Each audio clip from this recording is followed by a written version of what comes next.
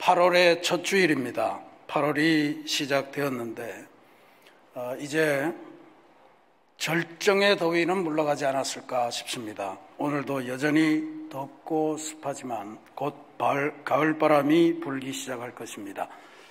성령의 뜨거운 역사 아래서 풍성한 가을을 향한 믿음의 여정을 새롭게 시작하시기를 부탁드리겠습니다. 지난 목금토에 우리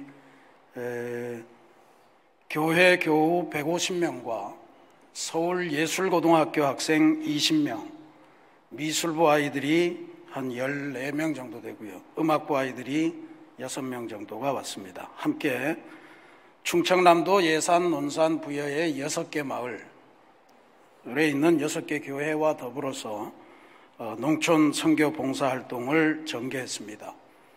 아마 8월 첫 주라는 시간이 그렇겠지요. 그렇지만 해마다 우리가 갈 때마다 최고점의 온도를 기록하니까 우리가 마치 더위를 몰고 가는 듯한 그런 느낌을 주어서 죄송하기도 했습니다. 올해도 변함없이 최고 높은 온도 속에서 가장 큰 더위 속에서 활동을 전개했습니다. 그럼에도 불구하고 아무런 사고도 없이 다친 사람 없이 병난 사람 없이 잘 다녀올 수 있어서 감사했습니다. 올해도 제가 우리 현장을 지키고 있는 목회자들을 만나면서 많은 이야기를 들었는데 많이 들은 이야기는 기대와 감동이었습니다. 교인들 속에서 또 목사님들, 전도사, 이젠 전도사님도 안 계시는군요. 목사님들이 하는 생각은 올해는 또 어떤 교우들을 만나게 될까 이런 기대가 있다는 거죠.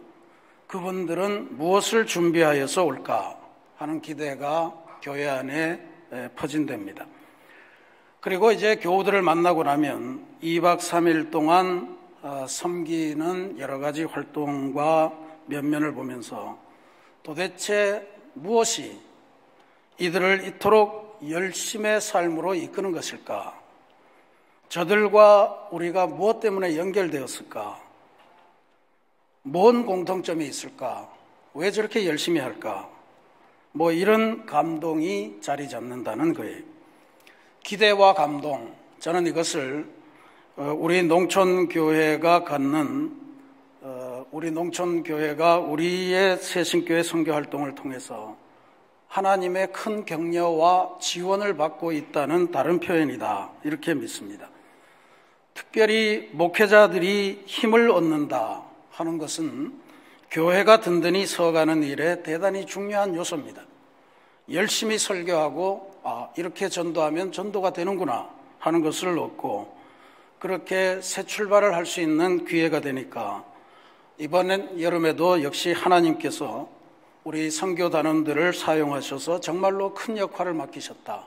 대단히 귀중한 일을 감당했다 하는 점에 다시 한번 감사의 말씀을 드립니다. 이 농촌 선교 활동이 해를 거듭할수록 그 내용이 발전하고 있습니다. 또 영향력이 점점 더 증대하고 있는 것 같습니다. 농촌 교회와 사회도 힘을 얻고 격려를 받는데 이 활동을 통해서 우리 새신교회 안에서도 큰 삶의 변화가 이루어지기를 저는 소망합니다. 내가 살아가는 이유가 무엇일까 하는 것을 새롭게 발견하시고 우리 교회는 왜 존재하는 것일까 하는 이유도 새롭게 발견하시고 이러한 이웃과의 손맛 잡는 행동을 통해서 우리의 삶이 더 아름다워지고 더 풍성하게 되는 그러한 은혜를 누리고요. 우리 새신교회도 선교하는 교회로 명실상부하게 하나님께 기쁨을 드리는 그런 역사가 있기를 또 그러한 은총의 사건이 되기를 기대하면서 저는 또 기도할 예정입니다. 하나님의 크신 축복이 함께하기를 기도드립니다. 우리는 지금 성령행전이라는 이름으로 사도행전을 묵상하고 있습니다. 오늘은 4번째 시간 진리를 향한 삶이라는 주제를 붙였습니다. 사도 바울의 삶의 여정을 자기 스스로 정리한 그 역사를 함께 보셨습니다. 바울이 자신의 삶은 어떠한 삶이었는가 하는 것을 소개한 말씀인데 오늘 우리들도 이 말씀을 보면서 우리의 삶을 은혜 가운데 정리해 볼 수 있는 그런 시간이 되었으면 합니다. 어떤 여성분이 자신의 남편을 사람들에게 소개하면서 우리 남편은 저에게 로또와 같은 존재예요. 이렇게 소개를 했습니다. 너무 신기하잖아요. 도대체 어떤 면에서 그대 남편이 그대에게 로또와 같으냐? 이 여인의 대답이 세상에 단 한 번도 제대로 맞는 적이 없습니다. 이런 대답을 했다는 거예요. 자기를 소개하는 것이 우리 일생에서 중요한 일입니다. 소개는 곧 자신의 정체성을 드러내는 일이고 자기의 삶의 중요한 점을 드러내는 일이고 자존감의 바탕이기 때문에 그렇습니다. 그래서 자신을 어떻게 소개하나 이걸 늘 준비하고 다니셔야 됩니다. 짧은 시간 주어질 때 강렬하게 내 삶은 이런 삶입니다 하는 것을 잘 전달할 수 있기를 바랍니다.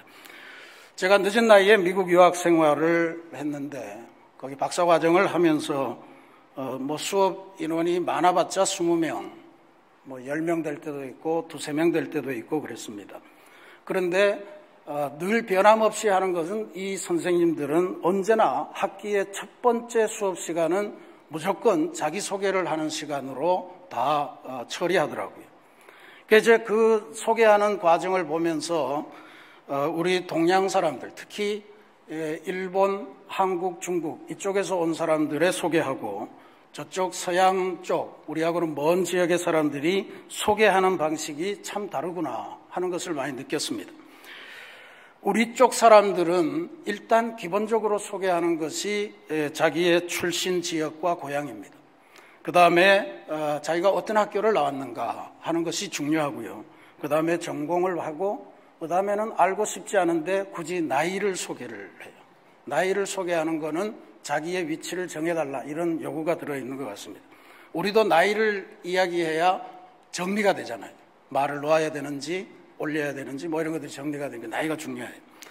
근데 저쪽 서양 사람들의 자기소개를 보면 전혀 그런 게 들어가 있지 않습니다. 이 사람들은 자기가 뭘 좋아하는지 그것만 밝혀요. 그래서 자기는 어떤 색깔을 좋아하고 자기가 감동적으로 읽은 책은 이런 책이 있고 또 자기가 좋아하는 스포츠는 이런 거다. 그리고 우리 가족은 이렇게 구성이 돼 있다. 가족 소개를 그렇게 열심히 해. 내 동생은 어떻고 이런 거를 해요. 그러니까 우리 쪽 사람들, 특히 한국 사람들은 소속이 중요하고 그 다음에 저쪽 사람들은 자신의 취향과 관심거리 이게 중요한 것이다. 이렇게 볼 수가 있습니다. 제가 지금 어느 게 더 좋다 이걸 말하자고 하는 게 아니에요. 우리의 소개 방식을 들으면 저 사람이 어디에서 왔구나 이걸 분명하게 알게 돼서 대단히 좋은 점이 많습니다. 그래서 우리는 소속을 중요하기 때문에 전 세계 어디에도 없는 모임들이 많아요. 향후회 이런 거는 세계 어디 가도 없더라고요. 그 다음에 종친회. 놀라워요. 종친회가 그냥 무형으로 존재하는 게 아니고 네트워크로만 존재하는 게 아니고 재산으로 존재하더라고요. 제가 가평 어디 시골을 가는데 정말로 농촌 마을인데 덩그마니 4층짜리 빌딩이 있어요. 왜 저런 게 서 있을까 봤더니 평산신시 종친회 이렇게 이름이 딱 붙어 있더라고요. 거기 왜 그런 걸 지어놨는지 알 수가 없습니다. 이게 중요한 일이겠죠. 여러분은 자신의 인생을 어떻게 소개하시렵니까? 오늘 우리들은 사도 바울을 통해서 그리스도인이 어떻게 자기소개를 해야 되는가 하는 것에 대한 한 전형적인 예를 발견할 수가 있습니다. 바울은 지금 선교 여행을 고되게 마치고 와서 예루살렘 교회에다가 자기 선교 여행을 보고하려는데 예루살렘에 있는 유대인 그리스도인들이 사도 바울에 대해서 항의가 심했습니다. 저게 진짜 사도가 맞냐? 진짜로 회개한 거 맞냐? 이런 다양한 이야기들이 있었겠죠. 그래서 사도 바울이 지금 공개적인 자리에서 공회당에서 자신을 소개하는 그러한 내용이 바로 오늘 우리가 읽은 성경 말씀입니다. 바울의 소개를 가만히 보면 바울이 자기 인생을 소개하는데 가장 핵심적인 틀이 뭔가 하는 것을 발견할 수 있는데 그거는 바로 예수님입니다. 예수님을 만나기 전에 나는 어떤 사람이었습니다. 그리고 예수님을 만날 때 내가 이런 정황을 경험했습니다. 그 다음에 예수님을 만나고 난 다음에 내 삶은 이렇게 방향 지어졌습니다. 이걸 이야기하는 거예요. 그래서 지금 바울은 맨 첫 부분에 예수님을 만나기 전에 나, 이것을 소개하는데 거기 보면 우리하고 굉장히 비슷해요. 우리 유대인들이 우리하고 비슷한 거예요. 나는 히브리 사람입니다. 그것도 노예가 아니고 자유인입니다. 두 번째로는 내 고향은 길리기아 다소라고 하는 곳입니다. 이거는 내가 진짜로 거기서 태어났고 거기서 자라났으니까 가서 확인해보라, 이런 이야기입니다. 나는 가짜가 아니고 진짜 유대인 가정에서 태어난 사람입니다. 이걸 이야기하는 거예요. 그 다음에 세 번째로는 내가 뭘 배웠습니다. 이걸 이야기해요. 나는 가말리엘 문화였습니다.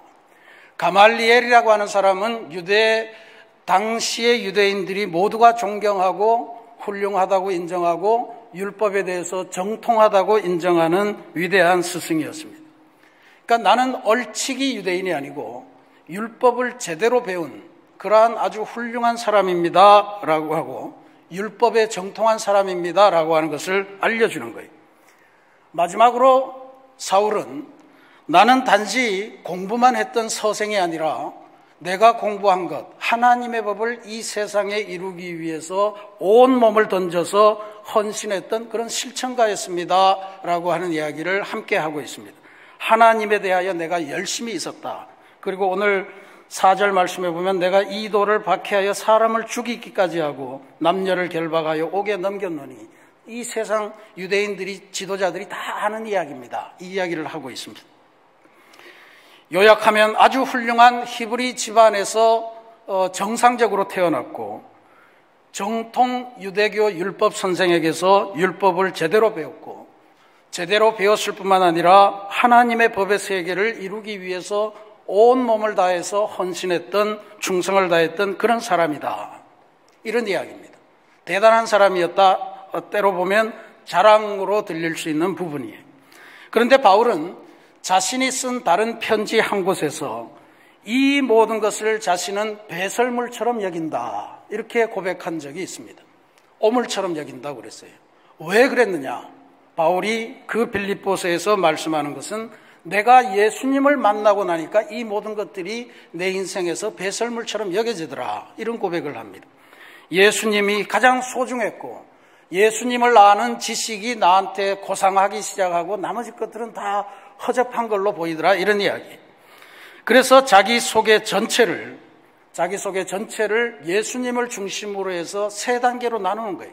예수님을 만나기 전에 나, 또 예수님을 만났을 때 어떤 변화가 있었는가, 그 다음에 세 번째로는 예수님을 만나고 난 후에 삶이 어떻게 바뀌었는가, 이것을 이야기하는 거죠. 그러니까 예수님을 만나기 전에 나는 바로 지금 말씀드린 그 네 가지 이야기입니다. 어느 가문에서, 어느 혈통에서, 또 어떤 학업의 과정을 거치고 어떤 삶을 살았는가 하는 이야기. 두 번째로 예수님을 만날 때의 상황, 이것은 사도 바울이 이 자기 삶의 소개를 사도행전에서만 3번에 걸쳐서 이야기를 합니다. 근데 3번 다 내용이 아주 다른 부분들이 있어요. 사도행전 9장에 보면 빛이 안 나오고 소리만 들려왔는데 지금 22장에 오니까 빛이 확 나타났고 그 속에 하늘의 음성이 들려와서 이렇게 했다. 뭐 간증의 차이가 있을 수는 있겠죠. 근데 중요한 거는 눈이 멀었다, 이런 이야기예요. 빛이 너무 강해서 눈이 멀었다는 것이 아니고 예수님을 만났는데 내가 갑자기 눈이 멀었다.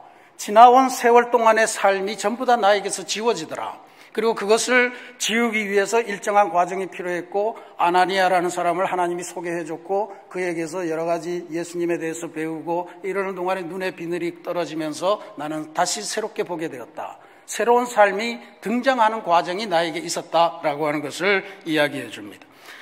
마지막에 세 번째는 예수님을 만나고 나니까 이제 예수님께서, 하나님께서 직접 나에게 무엇을 하라라고 하는 인생의 소명을 베풀어 주시더라 하는 말씀을 더하고 있습니다.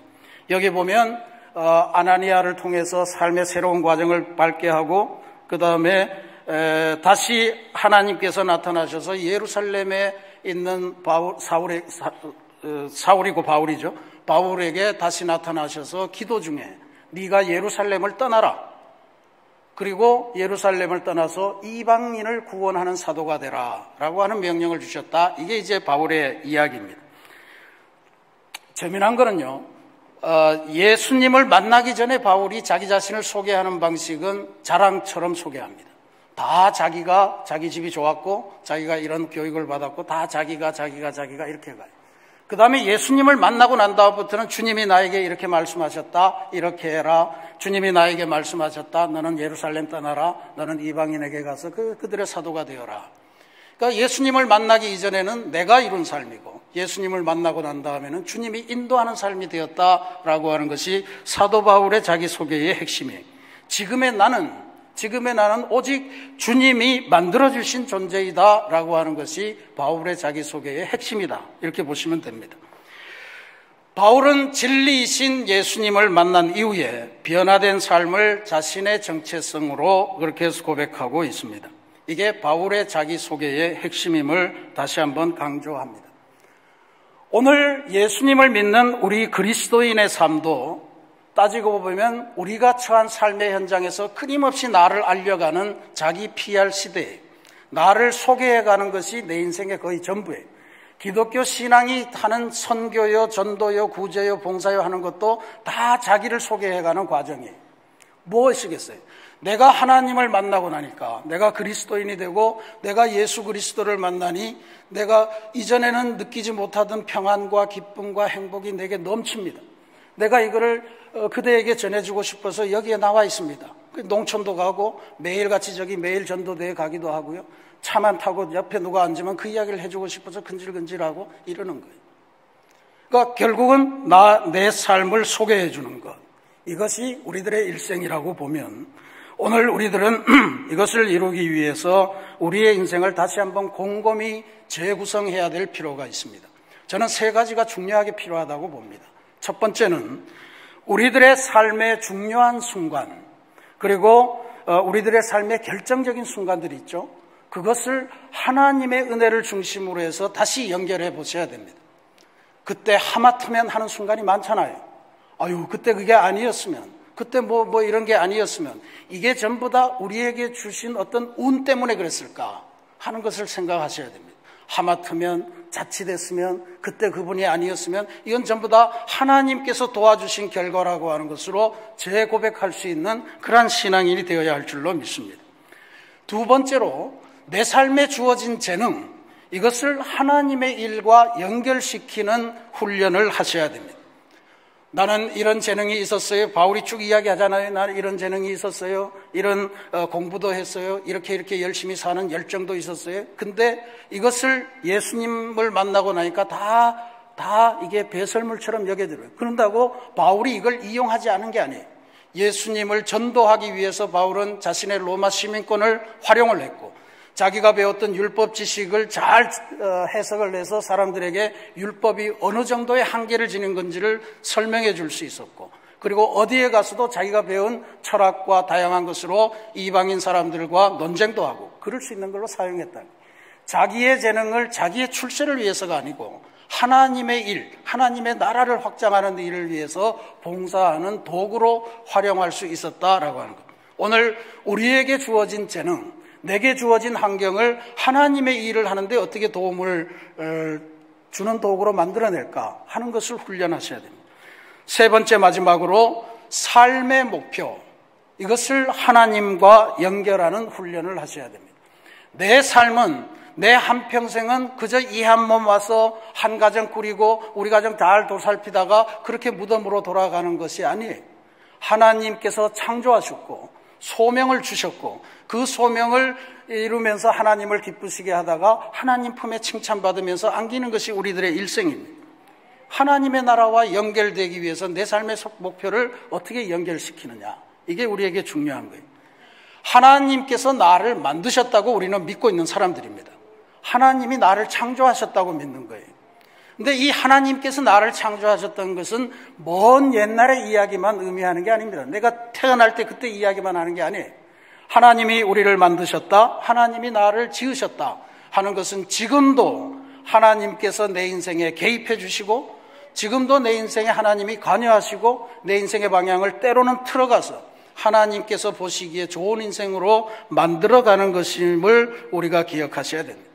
그러니까 지금 나에게 임하시는 하나님의 은혜, 하나님의 도우심, 이걸 중심으로 해서 내 인생을 재구성하는, 설명하는 그러한 훈련과 그러한 믿음의 사람이 되어야 된다는 거예요. 그래야만 나의 나 된 것은 다 주님의 은혜라 하는 이 고백을 제대로 할 수 있는 거예요. 그런 의미에서 지난 2박 3일간의 뜨거웠던 농촌 선교 활동의 체험, 이것도 나의 나 된 것은 하나님의 은혜라 이렇게 고백할 수 있도록 하나님께서 이끄신 그런 과정이고요. 앞으로 우리가 어떤 전도의 활동이나 선교의 활동이나 나아갈 때마다 그것은 다 하나님이 우리를 인도하셔서 만드시는 그런 과정임을 기억하셔야 될 것입니다. 사랑하는 우리 새신교회 성도 여러분, 우리가 오늘 한번 이 훈련을 직접 해보십시다. 곰곰이 눈을 감으시고 지나간 우리 인생, 거쳐온 우리들의 삶을 한번 떠올려 보시고 거기에 하나님의 은혜를 한번 연결해 보십시다. 이걸 돕기 위해서 우리가 찬송가 384장 함께 부르시면서 우리의 일생을 한번 되돌이켜 보시겠습니다.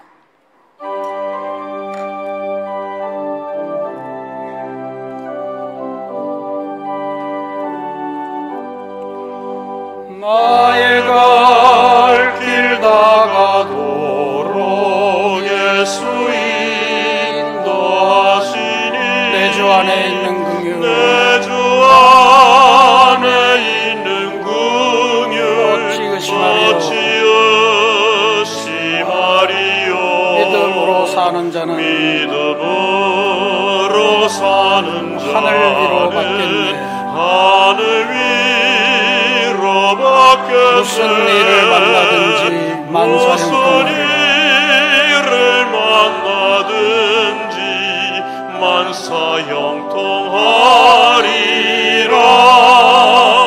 무슨 일을 만나든지 만사형통하리라. 나의 갈 길 다가도록 예수 인도하시니 어려운 일 당한 때도 족한 은혜 주시네. 당할 때도 족한 은혜 주시네. 나는 심히 고단하고 영원 매우 바라나 나의 앞에 반석에서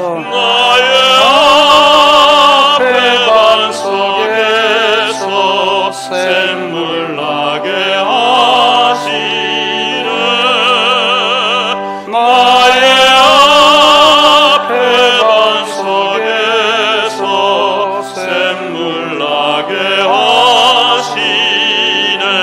나의 갈 길 다가도록 예수 인도하시니 그의 사랑 어찌 큰지 말로 할 수 없도다. 어찌 큰지 말로 할 수 없도다. 성령 감화 받은 하늘나라 갈 때에 영영 부를 나의 찬송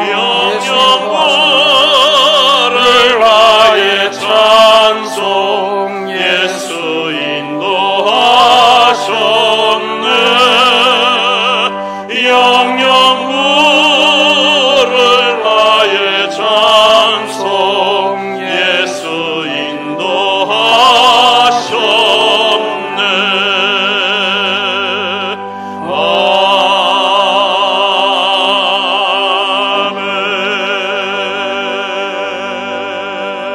아멘. 여러분의 삶에서 가장 중요한 사건 그리고 순간을 한번 떠올려 보셨으리라 믿습니다.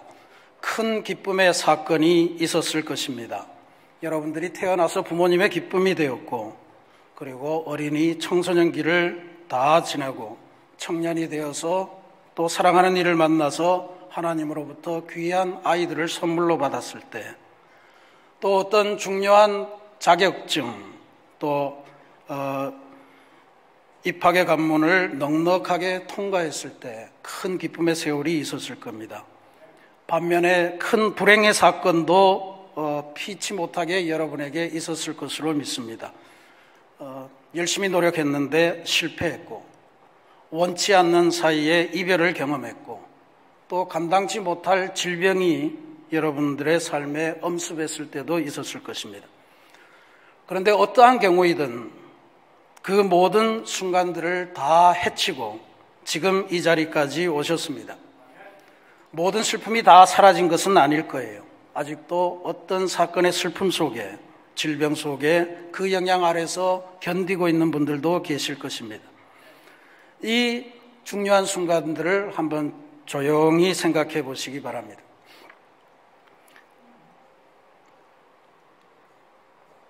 두 번째로, 이제 여러분 마음속에 하나님의 손을 한번 그려보시기 바랍니다. 하나님의 손, 크신 손, 강하신 손, 따스한 손, 아름다운 손입니다. 우리의 모든 인생을 품어 안기에 넉넉한 손입니다. 어떠한 어려움도 막아주실 수 있는 그러한 손입니다. 이 하나님의 손을 마음속에 한번 그려보십시오.